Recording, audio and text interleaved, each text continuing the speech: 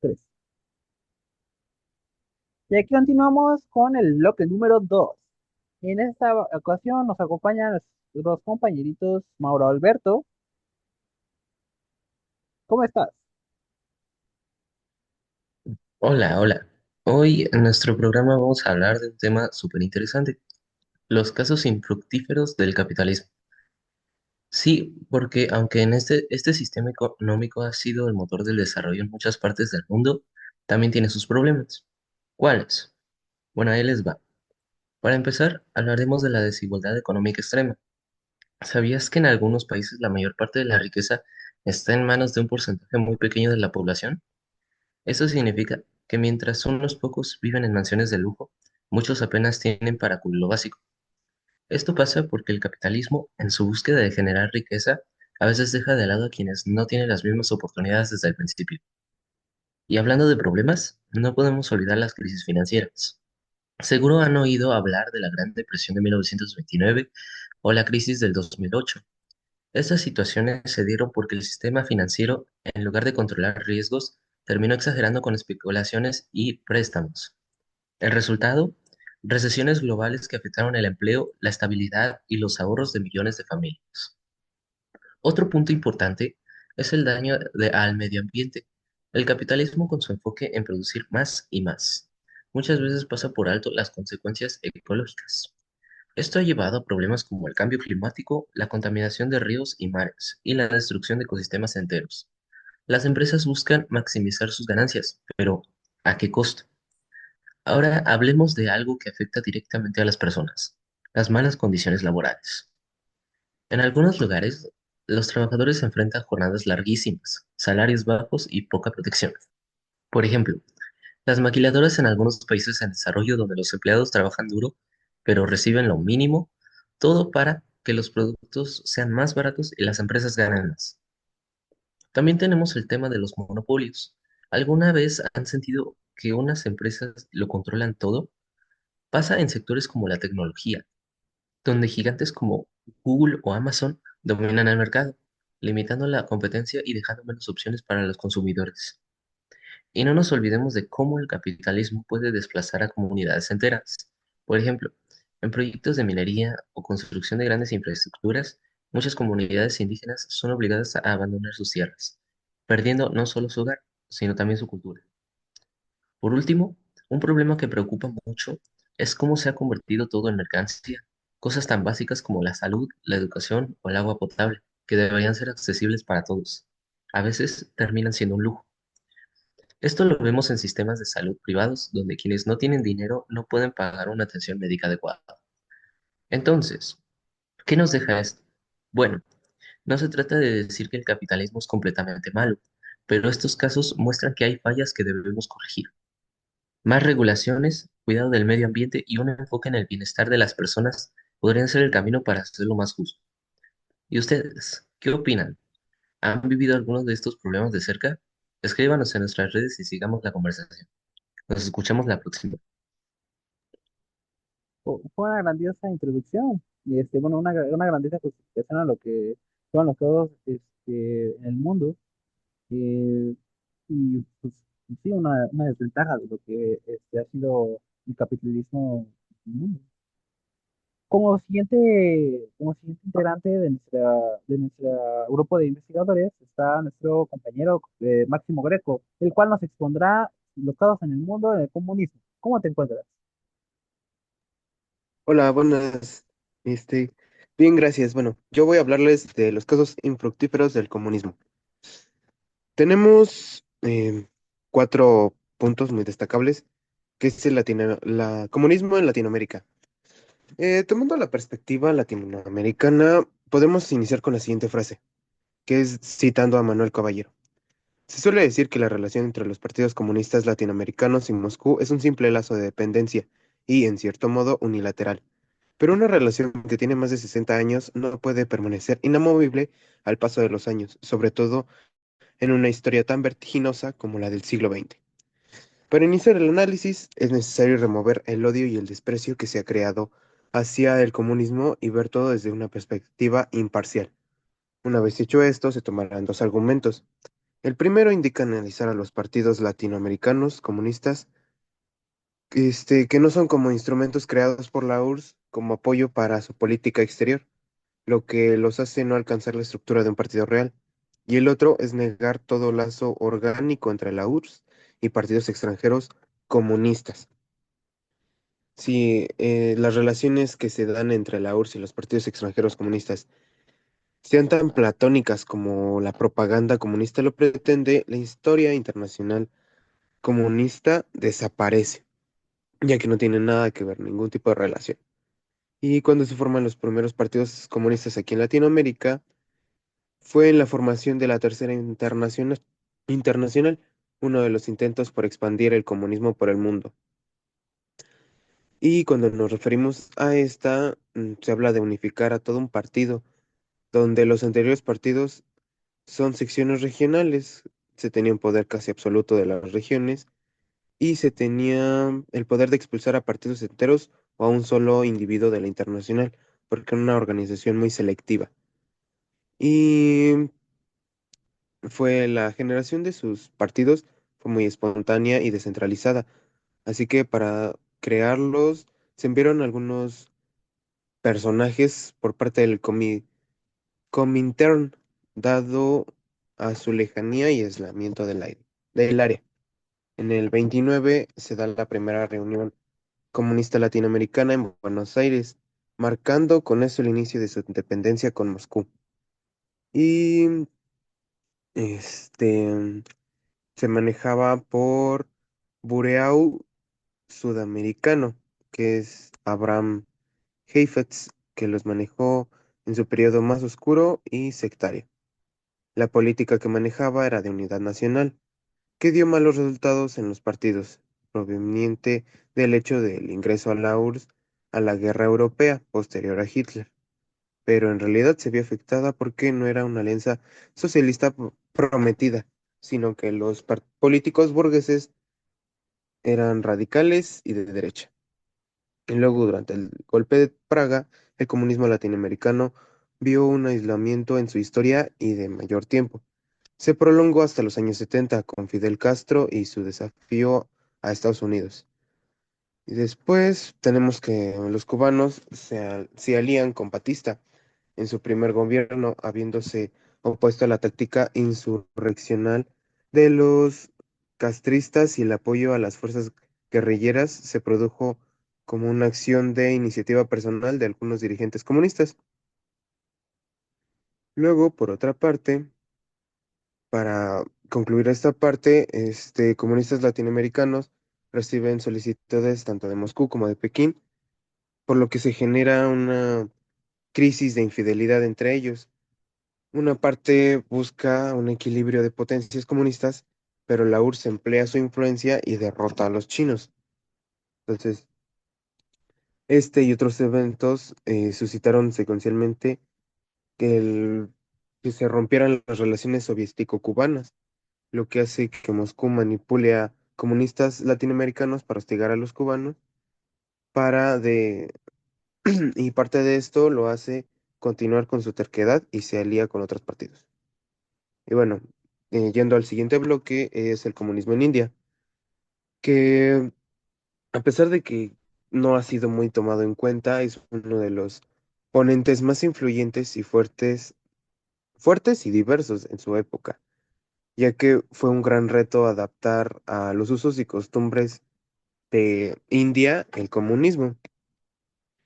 Esto se destaca por poseer dos partidos políticos comunistas principales, el Partido Comunista de la India, el PCI, y el Partido Comunista de la India Marxista, el PCIM, teniendo este último mayor importancia dentro del país. A pesar de su apogeo en los años 80, su declive inicia con las constantes derrotas electorales cada vez mayores dentro del bloque comunista. Esta derrota es una ruptura histórica, pues ellos, incluso antes de la independencia, ya jugaban un papel importante dentro del país. O sea, esto quiere decir que antes de incluso establecerse el comunismo en India, ya eran ponentes importantes dentro del país. Y la realidad social de este país cuestiona la validad misma del pensamiento marxista, pues es un país donde no se basan en clases, sino que la casta es su determinante, por lo que el movimiento se rivaliza por partidos que se desprenden del marxismo de forma violenta. Y luego el mayor reto comunista de los partidos se, es definirse por la casta del líder y los votantes, más que, sí, cabe destacar que el problema radica en que estas formaciones reivindican en realidad al mismo electorado al que va dirigido. Si indagamos un poco más en lo que son las castas, estas generan debates y polémicas, pero se le da su dimensión simbólica. Además, dentro de este sistema tan complejo, es posible compararlo con una puesta en abismo, pues dentro de sí misma tiene otro tipo de jerarquía. Y bueno, abordando el problema de la diferencia marxista de clase, es que la anterior no implica reciprocidad entre riqueza económica y pureza ritual, lo que indica que a pesar de que alguien sea de casta impura, y aunque sea mucho más rico que un puro, sigue siendo impuro. Entonces nunca puede ascender dentro de esta jerarquía. Y para justificar la ideología se refiere a los textos de Marx in- para integrar nociones indígenas, así demostrar que los conceptos de civilización hindú serían expresiones locales de las nociones que marca, como ya lo mencioné, Marx. Y por otro lado, la filosofía hegeliana tuvo un papel muy importante en la génesis del pensamiento de Marx, con lo que se logró formar esta nueva corriente. Este, la filosofía hegeliana es considerada, bueno, se considera tan importante para él que esta sociedad se anquilosaba y se definía por su inercia, lo que daría como resultado su oposición al mundo de Occidente por su gran dinamismo. Y la competencia de partidos de bajas castas comenzó a darse en los años 90. Y esto se tuvo un fenómeno no favorable para la base electoral, que es la casta y el agrupamiento, lo que terminó en su rompimiento y actualmente no manejan este tipo de ideología. Luego, comunismo en China. Es muy breve porque en realidad el comunismo en China, a pesar de que sí fue un gran sistema político que los apoyó durante un corto tiempo, tuvo un impacto muy importante en la población, pues con este se dio la hambruna más agresiva dentro del país. Esto porque como empezaron a exponencialmente subir su economía, se dio el fenómeno llamado Gran Salto Adelante. Entonces, el cambio tan brusco en poco tiempo dio como resultado esta hambruna. Pero es posible decir que la divergencia entre valoración privada y social, que produce una inversión poco óptima, que sin la intervención del gobierno los intereses privados se anteponían ante los sociales. Y a consecuencia de esto, en la hambruna se tuvo que implementar política de un solo hijo, pero esto resultó en que la tasa de dependencia de adultos mayores aumentara y fomentó una ratio entre sexos altamente sesgados hacia los hombres. Por eso actualmente en China existe en su mayoría población adulta mayor, más que una población activa. Y comunismo en Rusia, que se da durante Primera Guerra Mundial hasta la caída del muro de Berlín. Y la situación dio grandes beneficios, logró industrializar el país, alfabetizó a la mayor parte de la población, modernizó toda su infraestructura. Sin embargo, no todo se obtuvo sin conflicto alguno, aunado a problemas internos que ya se tenían dentro del país, como fue lo de la Revolución Bolchevique. El movimiento ruso se disidencia de la segunda mitad del siglo XIX y principios del XX. Acciones radicales en su extremo no permitían reformas graduales. pacíficas y eficaces, sino que deseaban la destrucción total del poder y orden anteriores, hasta que se dio el estallido de la Primera Guerra Mundial, con los extremistas izquierdistas que habían cosechado pocos éxitos, perdiendo su posición y apoyo político. Y luego, eh, posterior a esto, se implanta un sistema de poder bolchevique, que es parte de las tragedias de la Primera Guerra Mundial, consecuencia de la revolución y otros factores de la guerra. Y en esta parte del comunismo en Rusia tenemos tres ponentes: Lenin, Stalin y Gorbachev. Lenin, su principal aporte, por así decirlo, fue destruir físicamente o expulsar del país la mayor parte de lo que el vocabulario marxista maneja como inteligencia burguesa, que es un tipo de organización que busca, que tiene una misión moral de mantener el intelecto de la población en general, como un tipo de mentores hacia la población. Y más tarde Stalin hace lo mismo, pero con ese grupo que ahora era la inteligencia marxista, como parte para consolidar su poder. Y ambos tuvieron resultados calamitosos. Y con tales medidas crueles e insensatas se le asestó a la agricultura rusa un golpe que la hizo retroceder y tardó mucho en recuperarse.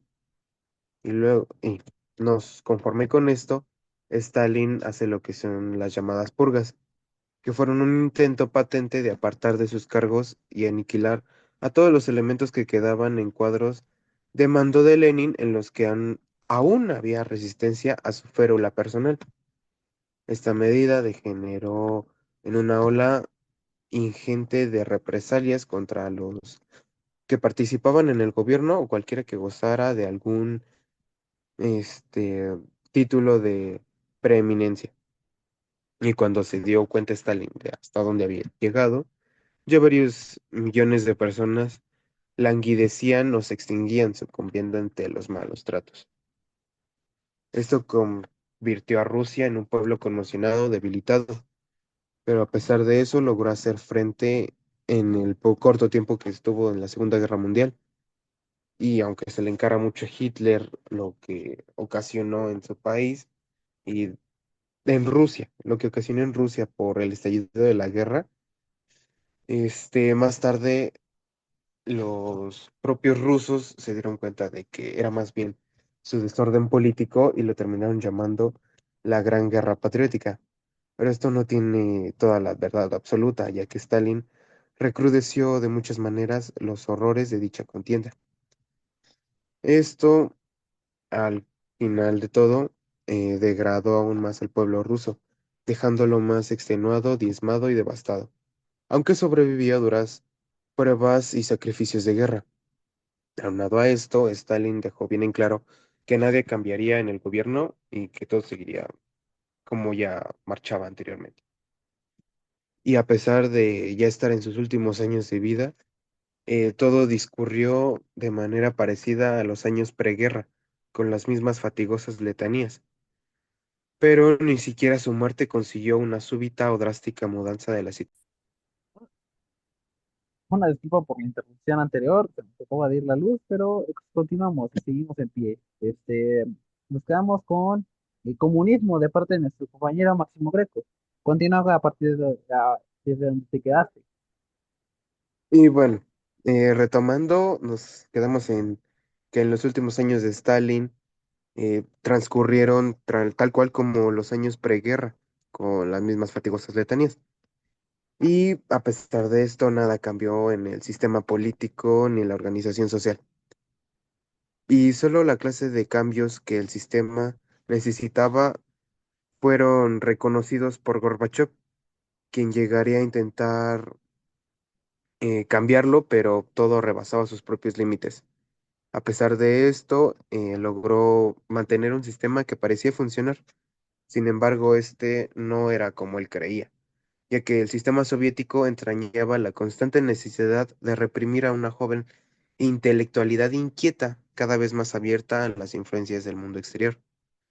Y por último, la ideología heredada por Lenin, que aún no era posible eliminar o erradicar del todo, no podía ellos sustentar más este sistema a consecuencia de que esta misma ideología ya estaba muriendo dentro del pueblo, pues todos los abusos que en la población se vieron gracias a esta fue lo que la fue degradando. Y siendo así más evidente que el tiempo se le acababa a lo que quedaba de la gran estructura de poder creada tanto por Lenin como por Stalin. Y el primer dirigente en comprenderlo, interpretarlo y asestar el agonizante sistema, un tiro de gracia, fue Gorbachev. Y bueno, con lo cual, pues ya, como todos sabemos, viene lo que es la caída del muro de Berlín y el desenlace consecuente. Y bueno, para concluir, no todo lo que se llamó comunismo en Rusia fue malo, tampoco todos los que creyeron en él. Pero lo que sí cabe recalcar es reconocer que este sistema político en realidad en Rusia fue más una tragedia, no como en otros sistemas, en otros países, perdón, que sí tuvo avances. En este más bien como avances tan positivos o tan buenos para la población en general no se dieron, ya que la población fue la más afectada por la mala ideología que mantenían los dirigentes. Y bueno, muchas gracias por su atención. No, es muy interesante lo que nos dijiste, compañero Greco. Y una pregunta, de todos los casos que dijiste, eh, ¿cuál fue para ti el que se lo pagó? O sea, el que le fue terrible. ¿El qué, perdón? El que le fue terrible para ti. El que se le más peor. Bueno, es que aquí tenemos de los que les fueron peor, por así decirlo, es tanto Latinoamérica en general, ya que pues no tuvo gran apoyo, no fue muy tomado en cuenta, y Rusia, que bueno, fue muy afectada su población, pero en sí el que tuvo mayores conflictos con este sistema fue Rusia, porque eran mentalidades muy distintas las que se manejaban durante ese tiempo. Entonces, no lograban llegar a ningún tipo de acuerdo y no cedían ante nada, como ya hemos visto en muchas ocasiones. Entonces, creo que al que le fue peor bueno, al apoyar este tipo de sistema político fue Rusia, más que nada. No, qué interesante opinión la que nos cuentas. Y bueno, ahorita continuamos más adelante yo les explicaré el socialismo, pero quiero despedir a mis compañeros. Me da mucho gusto tenerlos aquí y quiero si tuvieran la oportunidad de exponernos su doctrina política. ¿Algo que quieran aportar? Bueno, No, compañero, eso es todo. bueno, si es así, me da mucho, en un momento más les explicaré el socialismo. Sin nada más que decir, me despido y ahorita nos vemos. Bye. Adiós. Bueno, este, al parecer nuestra compañerita Nina tuvo algunas complicaciones, como, bueno, sí por su parte, pero se le olvidó decir otra cosa. Así que para evitar los problemas, yo se los diré. Soy su locutor, así que me veré en la obligación de narrárselos. Fue tan amable de compartirme esta información, así que citaré lo que ella hizo de su investigación, ¿ok? Casos infructíferos del socialismo. El bloque socialista europeo y la URSS se encontraron a principios de los 70 en una etapa aparentemente favorable para su economía. La crisis del petróleo, como un elevado aumento de este, había dejado a la URSS en inmejorables condiciones, ya que esta última era uno de los productos de petróleo más importantes a nivel mundial. Las reformas necesarias que necesitaba el sistema comunista fueron protegerlas debido a ingente ingreso de divisas que se producían gracias a las exportaciones petroleras. Al mismo tiempo, la enorme cantidad de dólares de los países productores de petróleo del mundo árabe, los denominados petrodólares, comenzaron a estar al alcance de aquellos países que lo requerían. Y la URSS no fue la excepción. A través de los organismos internacionales de crédito, el bloque soviético ingresó a una economía cada vez más capitales y tecnología desde el occidente, quedando en consecuencia fuertemente endeudado.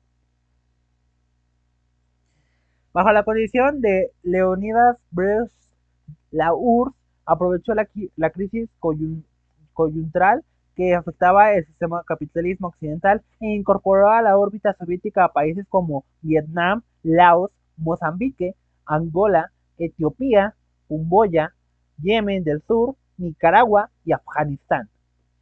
Esa situación favorable políticamente llevó a Brezhnev a querer superar el equipamiento armamentístico de los Estados Unidos, pero este esfuerzo llevó a tomar en el económico medidas que la URSS no estaba en condiciones de realizar. Los cambios ocurridos en la década de los 80 encontraron a la URSS sumida en una carrera armamentística que su economía y su equipamiento tecnológico más temprano que tarde no podía superar. En, en el cercano oriente, un aliado de la URSS como era Egipto, a través de su presidente Nasser, había dejado su protección a partir de su gobierno Sadat.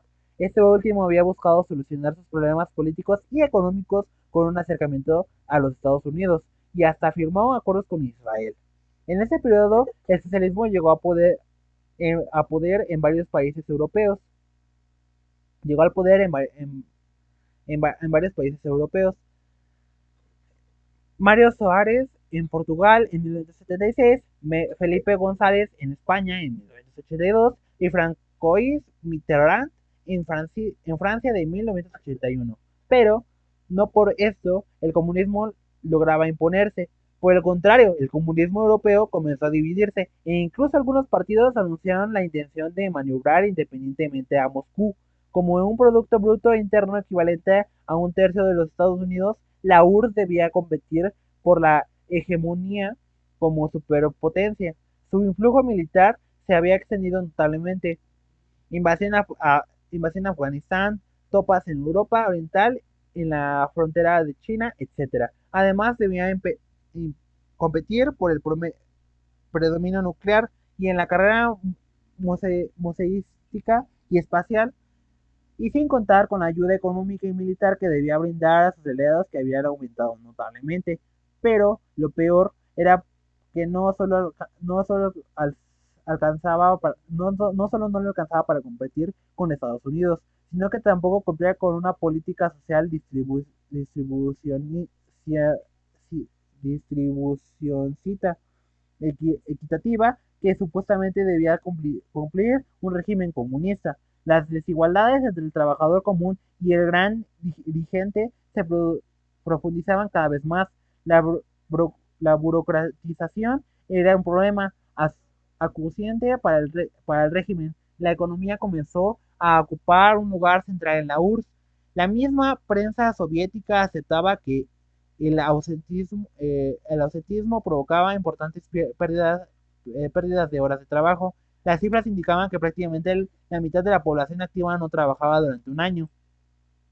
La estructura industrial soviética se había transformado también en un inconveniente, ya que para su funcionamiento exigía 4 veces más energía, materias primas y acero de lo que los países capitalistas. En el plano político-militar, la llegada del poder de Estados Unidos de Ronald Reagan, con la duplicación del presupuesto militar norteamericano y el programa implementado denominado Guerra de las Galaxias, había obligado a la URSS a duplicar también el esfuerzo en cuanto a la carrera militar. La economía soviética para los años 80 presentaron un claro signo de privatización de la economía, es decir, la exportación de las materias primas superaron la ventaja de los productos manufactureros. En 1982, tras la muerte de Brezhnev, su sucesor Yuri Andropov y Konstantin Cherkasov nada pudieron hacer para mejorar la situación social y económica.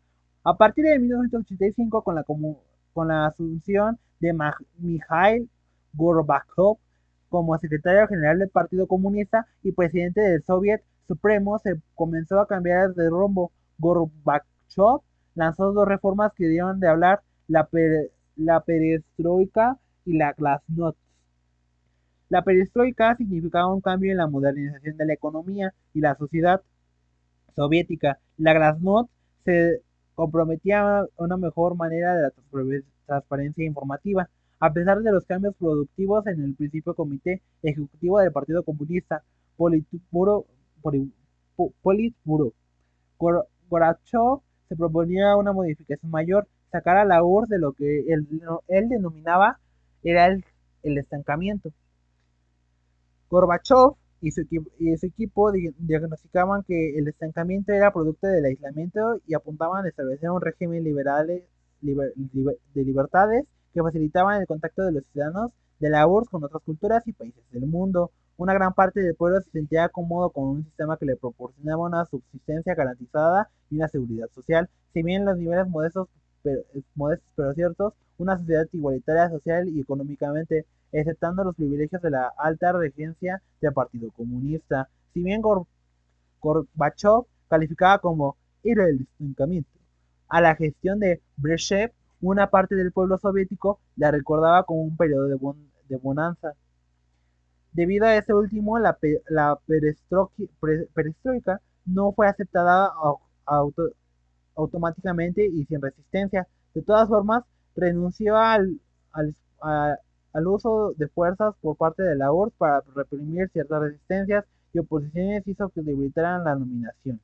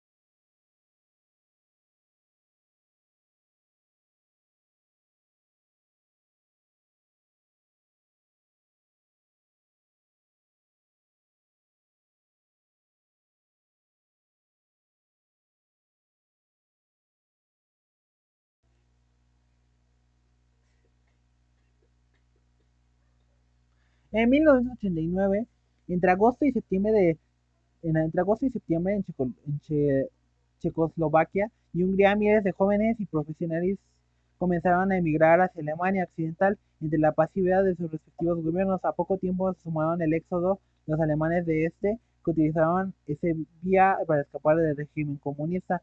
Hacia los años 80, en los países centrales del occidente, había comenzado a denominada la revolución del científico-tecnológico, y el mundo se intercomunicaba cada vez más y cada vez más rápido. Si la URSS y los países del bloque comunista querían competir con el occidente, debían de abandonar la centralización de las decisiones de los dirigentes generalmente radioactivos de Moscú.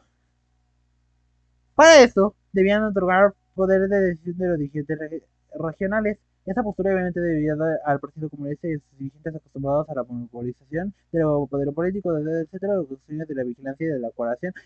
En ese intento salvaje del sistema desde el nivel económico producirían luego de debacle política que finalmente hizo colapsar a la URSS. En 1989, finalmente la caída del muro de Berlín, como ya todos sabemos, es un hecho simbólico del final de una época. Fue el comienzo de una fase de finales del sistema comunista de la URSS, a lo que llamó el final de la era de los socialismos reales, que siguió por el desconocimiento del Partido Comunista como único partido por representante de la clase trabajadora y el reemplazo de la URSS por una comunidad de estados independientes a partir de 1992. Y a todo esto, ¿qué nos quedó claro?